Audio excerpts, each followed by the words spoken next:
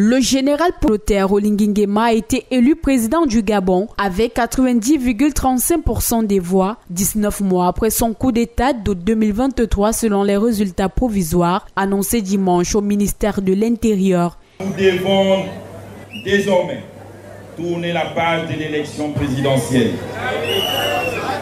Notre pays est en chantier.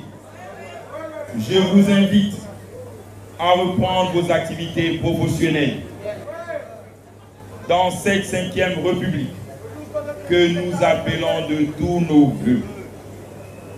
Soyons des bâtisseurs de paix et de justice. À la majorité absolue des suffrages exprimés, avec 575 222 voix, soit 90,35%, M. Brice Clotaire Oligui Nguema, je vous remercie.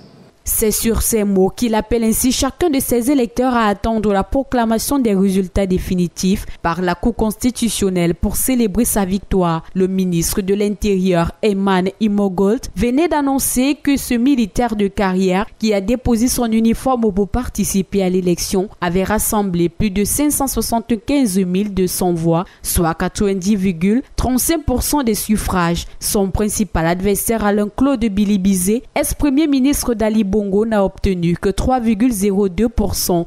Les 6 autres candidats n'ont pas dépassé les 1% et le taux de participation s'élève à 70,4% selon ces résultats.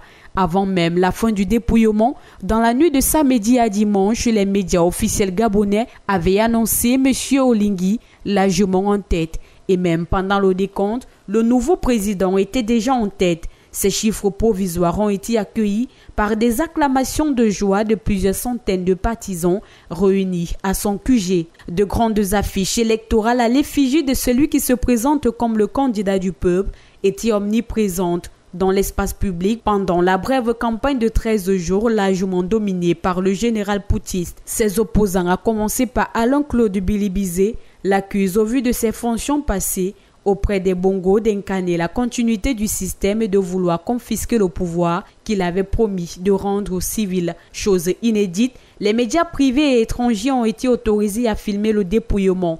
Des observateurs internationaux ont mené des constats toute la journée à travers le pays sans noter d'incidents majeurs. Au total, plus de 900 000 électeurs dans ce pays d'Afrique centrale étaient appelés à voter samedi pour la première élection. Selon la nouvelle constitution, le président gabonais élu prendra la tête du pays avec des pouvoirs élargis.